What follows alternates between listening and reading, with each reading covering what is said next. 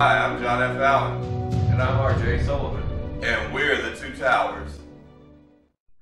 Okay, so we're going to dive into season 2 of the Orville, and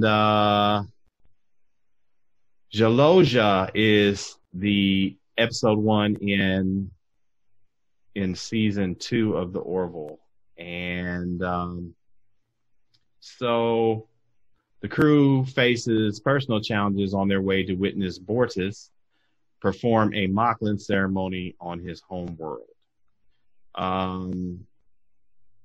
What are your thoughts on this particular episode, RJ? It was very, I thought it was a choice to put a character-heavy episode up front. Very little happens. I don't believe there's actual a storyline where there's a conflict, and there's no upfront con in this episode. I thought that was, at this point, people have waited a year, so anticipation for the fans is so high, and they said, we're going to do the slow burn, and we're going to work our way to the first exciting episode, and we're going to kind of catch you up with the characters. And I thought that was an interesting choice. The Bortus' ceremony kind of cracked me up. It was touching, and I know that it was supposed to, it was weird, but okay, why not? The ceremony is it's about the idea. You're standing by your friend. You don't quite get it. You don't understand what's going on. But if you're going to be a true friend, you kind of have to stand by them even when you don't. So, even though it's a silly idea on its face, I kind of like the message behind it of we should stand by our friends even when we're not clear what's going on all the time. Right. And again, the lessons in the show mirror things that people deal with in their real lives. And I think that this, was a safe episode. It was one that, we could relate to, or at least I could relate to, and pretty straightforward. Did you have anything else to say about this episode? No, I'm good. It was a decent start. I was ready. I was engaged. Cool. So the next episode is called Primal Urges. Now, this particular show is one of the favorites of mine from the entire season, and it was because the subject matter involved in this show, this particular episode was, it was hilarious, but it was also very poignant in today's society. Okay, so Bortus' fellow officers are puzzled why he's so distant, even uninterested in the rare observation of a planet about to be swallowed by its exploding sun. His Mocklin partner, Clyden, and their son are getting annoyed, even suspicious of his frequent long absences, and falsely blamed on duty assignments. So this dude is shirking his responsibilities, shirking his family, and this is all too not common, I guess. I don't know how common. I don't know the statistics, but it's all too much of a real life thing that we're about to get to here. Bortus comes to find out he is addicted to porn role plays in the simulator. And so let's face it, there's a lot of guys out there addicted to porn, and it's all over the place, and it has been for years. And just the idea that, when I first watched Star Trek The Next Generation and they had holodecks, I was like, oh, wow, are you kidding me? None of them lived out like fantasies in some of these suites. Maybe they just didn't show it and it was played out off screen. That makes the most sense to me, because I don't care how evolved a culture is. Sex has always been an important role in human history from the beginning. It just has, and it always will be to some extent. So with that being said, the idea that you could safely, without fear of contracting a disease or dying from said disease or spreading said disease, or any of the fallout like associated with that, go into a room, live out your fantasies, end it, go back to work, do your thing. It seemed like a no-brainer to me. However, I could definitely see how someone with that type of technology could very well and easily get addicted to it, which Bortus does. And so his mate, Clyden, basically discovers his infidelity, as it were, and attempts to murder him, as is a part of their culture, which is it ensues the comedic elements of this. And let's just also say that this show is a lot more graphic than The Next Generation would ever have dared to be. But then again, it's coming from Seth MacFarlane. But this is a lot more than just sex jokes, dick jokes, or whatever. This actually has a message that I think is a very important one, wrapped up in a lot of comedic beats. And one last thing about Bortus's journey on this Holo program, the simulator program. So Bortus is an alien, and he's very much like Worf in the sense of the ridged brow and very big, robust person, and that sort of thing. So you can imagine seeing a whole holodeck full of people that look like that, but they are in very enticing positions and with enticing expressions. I almost fell out of my chair when I saw it. This was hilarious to me, but it truly said something important about our society. What do you think, RJ? I really enjoyed listening to you kind of do that little dance. Couple minutes. That was fun to hear. No, I think this is to kind of echo your point. Not all of these episodes are for smaller children. This is definitely one that if you're looking to kind of pick and choose, this is definitely not one that you want to show the little kids. This is definitely for age appropriate. But I will say that I very much appreciate that for network television standards of today, that we can actually talk about this in a more forthright way or blunt way than we could in the 80s. Because one of the things I find quaint and annoying about, I think it's closest to the Next Generation's Hollow Pursuits. The story about holodiction of a was it Lieutenant Barclay? Yeah. Yes. He was putting up these innocent little fantasies about his crewmates and little romances and him being a hero, and the way because I watched that one not that long ago, but the way the rest of the crew looks down on him as if there's something weird about that Barclay guy using the holodeck in such a way that's not meant to be used. Everyone's acting so out of their mind about what is going on here. We're pretending that people don't act this way, and we all know that people would act this way. I've known a number of people.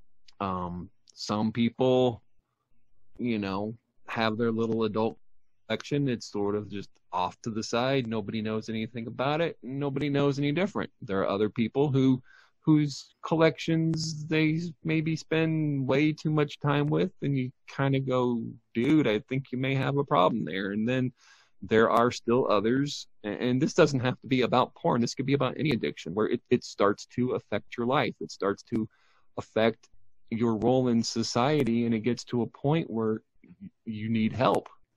But the fact that this show could take a modern topic It's actually not a modern topic. Let's face it, this has been going on for a very long time. But we finally reached a point where we can talk about what it actually is, and we can talk about the fact that it's a problem, and that doesn't make Bortus a terrible person. It means he needs help. And he does get that help by the end of the episode. And I really, really appreciated that we have reached a point where we can tackle a topic head on that we could barely even hint at 30 years ago. And I think for that reason alone, it's an interesting dynamic that the Orville brings that TNG just couldn't. I mean, the network would have steered way clear of that. Right. Back in the 80s. Right. And I think that it's important to note that even a decade later from the 80s and the 90s, when the shift in perspective when it came to what someone would do with holosuite technology, and that's from the Next Generation to Deep Space Nine, because Quark was renting those holosuites out to people who did, in fact, live out their fantasies. Not in graphic detail, but it was more of a pronounced thing on that show than it had been on the Next Generation. So as you're moving a decade forward, and in the progression of the Star Trek mythos, you see a little bit more of a different element of how humans and other aliens alike would use that technology for their various fantasies. And this show just hits you right over, this particular episode of this show hits you right over the head with it and says, like, look, let's not dance around this. This is what it is. And I have to applaud what we're talking them about. for that. Right, exactly. And I have to applaud them for that. I thought it was not only brilliant, but very, very entertaining. So did you have anything else to say about this particular episode before we move on, RJ? No. All right. No, nothing I care to volunteer. Go on. Okay. All right. Well, the next episode is episode 3, called Home. Now, it's important to, I guess, address that two cameos, or not even cameos, I guess, two characters in this particular episode are portrayed by former Star Trek show cast members. Okay. And one is John Billingsley, who played Dr. Phlox on Star Trek Enterprise. And the other is Robert Picardo, who played the Doctor on Voyager, the hologram Doctor on Voyager. And that's interesting, to say the least, just from the Star Trek crew or character cameos. Not to mention the fact in this particular episode, we also have characters portrayed by Patrick Warburton and Jason Alexander, who, of course, you may know from the Seinfeld. And then Patrick Warburton played the Tick, and among other things. So it's very interesting, this particular episode. I just wanted to get that little bit of trivia out of the way. So Alara, the lieutenant who's an alien who has the super strength compared to humans, has noticed a decrease in her strength, and this is due to a gravity syndrome. So she returns home to her planet on medical leave to see her parents, one of which is portrayed by Robert Picardo. And she goes to see her parents for therapy. They depart to their beach house. They notice a lurker and end up being held at gunpoint by the neighbors, one of which is portrayed by John Billingsley. And they have their own agenda, and the Orville sets a way to pick up an alternative therapy for Alora that she could use on board for her affliction. Now, as I've said in the previous episode, Alara is one of the most interesting characters on this show. And this, unfortunately, is a turning point for this particular character with regards to her time on the show. And while I thought it was an entertaining episode, it's set up for me being disappointed in losing a cast member. And in real life, I think the actress became pregnant, if I'm not mistaken. And then after that, she was pretty much like...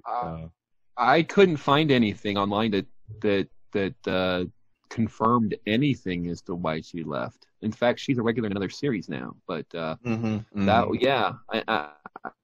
concur. I was very much a fan of the character. And, I think it's one of those things, I don't think we're going to know for a few years exactly what happened. But for some reason, either the actress was happy or the network was unhappy or maybe her contract only went so long and she decided not to. Something happened. That's very clear. And, they had this was basically the episode but ended in a way that she can come back and in. But they were really saying goodbye to someone that I was very much one of my characters. And I have to say, Home is grimly serious most of the time, except for its occasional humorous bits. It is a dark episode. Is probably goes about as dark as the Orville ever does. I mean, there's some really, really moments in this episode, and then it ends where you're saying bye, and she has a final moment where she gives Ed a gift.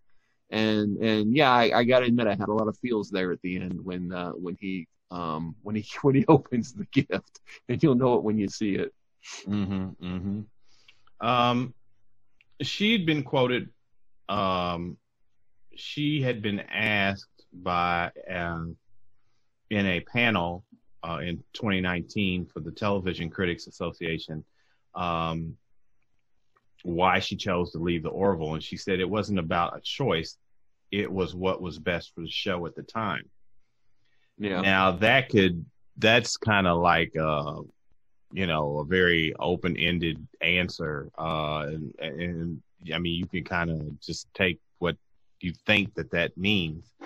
I would like to I would like to think that it means that this show needed something that was going to make it grounded in, hey, something, we're going to shake things up, almost like a without the death and murder, and a George R.R. Martin moment where nobody's safe. But with her character, in one way, it was a safe choice for any character that would leave the show for whatever reason, just because of the role that she played with regards to her position as chief of security. And it also makes you think how this mirrors the Next Generation when Lieutenant Tasha Yar was killed, as she was the head of security for the Enterprise, and eventually Worf took that position. So yes. it's kind of mirroring that too.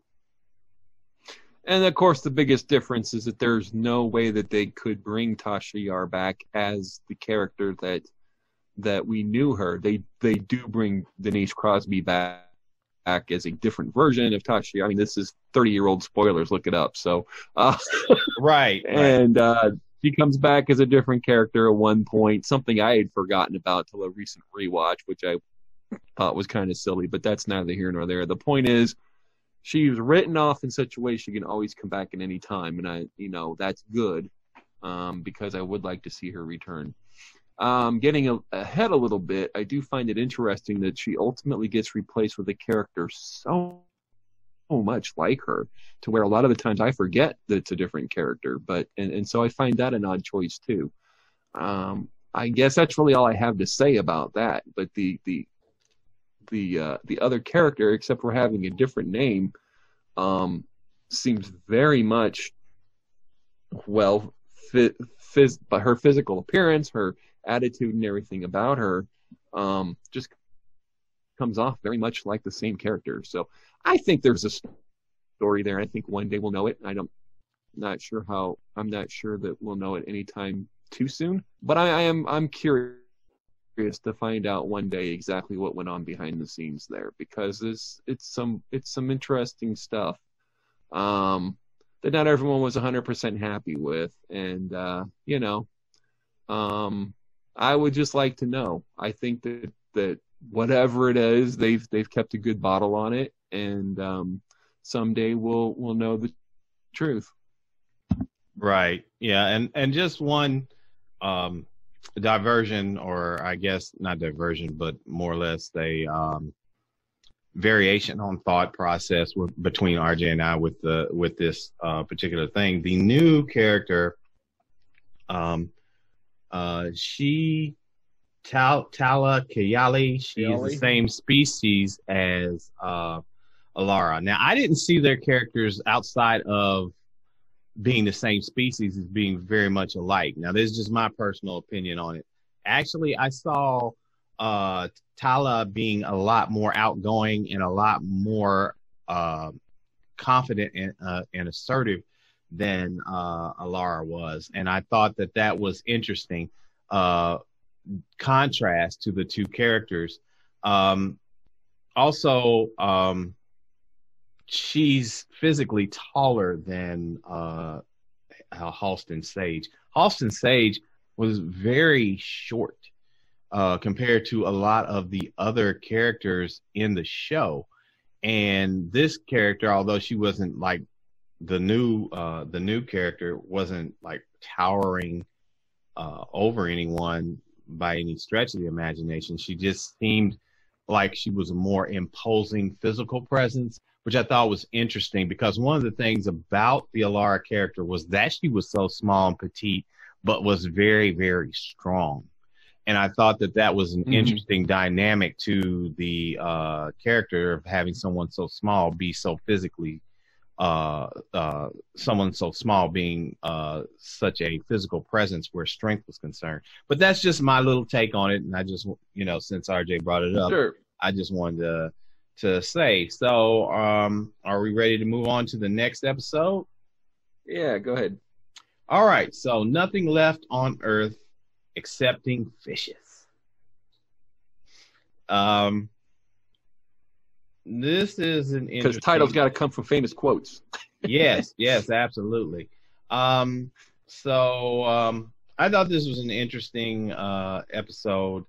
Lieutenant Gordon Malloy surprises command by applying for a CO training program and doesn't do badly, but must reconsider his motivation. Meanwhile, Captain Mercer is off to spend some saved shore leave with his lover, Lieutenant Janelle Tyler. Dun, dun, dun!